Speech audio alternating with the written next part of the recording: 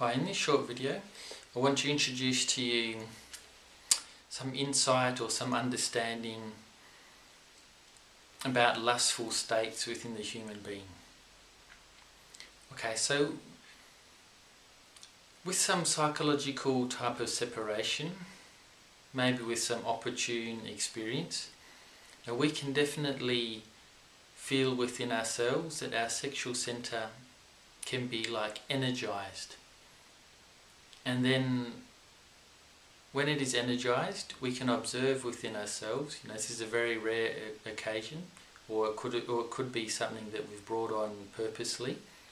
Anyhow, we have our sexual centre energized or aroused, or another word for it, but our mind is like blank. Our emotions are fine. They are not reflecting any thought. So that's something really interesting. We have the sexual centre energized, aroused, but no particular thoughts related to sex, and no emotion related to sex either. But this just shows us that the sexual centre within the human being can work independent of thought and emotion. Usually the common way of using the sexual centre, or the sexual function in the human being, is combining fantasy, images, thoughts, erotic fantasy, erotic images, and the corresponding emotions with the sexual function, or with the sexual centre. But however, when there's enough energy accumulated in the sexual centre, that can just spontaneously manifest and can make the sexual centre to vibrate, to become active, to be energized. So and then it is just energized, and it's got nowhere to go. It's just energized. It's just energy there. Not hurting anybody, not hurting ourselves. It's just there, making its presence known. It's a very fine, neutral presence. So this just shows us that what the problem is where the problem is in our mind. So we can have our sexual centre energized, but then when we interpret that sort of sensation or that energy that we perceive in our sexual centre, when we interpret it with the mind, specifically with the element, the psychological element or the mental element called lust, then we get into problems. That's when lust, we have what we call the typical, common, mediocre lust. And you start thinking about women, if you're a man, etc., doing this or that, and then you feel the desire to do it, and then because the sexual energy is very powerful, and if the desire is powerful too, you probably end up doing it. And then, as always, pain comes after pleasure. And so we get pleasure, but then we regret it. Okay, same old sad story as always. But anyhow, the big problem is in our mind. What our mind does with that, how our mind interprets that sexual energization.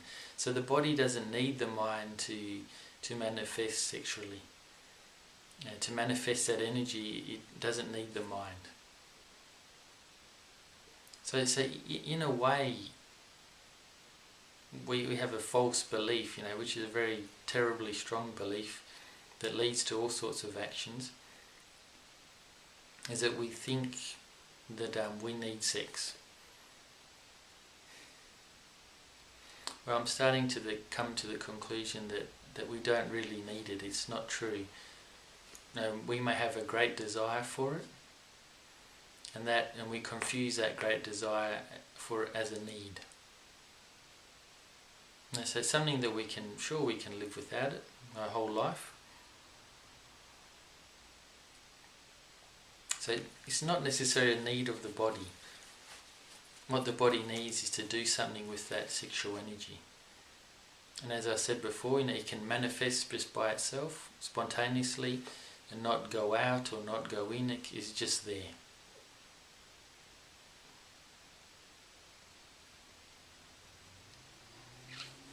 But it's up to our mind, it's up to us to use our mind constructively in relation to that, to channel it, or to channel it, bring it inward, and to use it positively in creation, in absorbing, transforming that into more energy, feeding our mind, our brain, our heart, or to go off and find a woman somewhere and then misuse it miserably, ejaculating it, losing it, etc.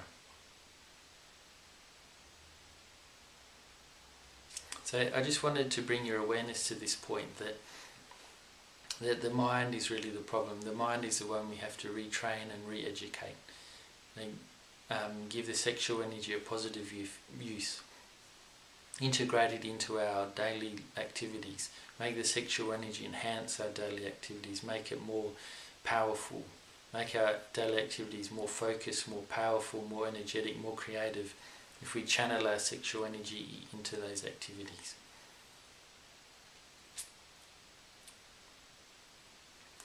Okay, so I hope this video has been thought-provoking, has opened your awareness to something, and in the end I hope this video has been of some use to you.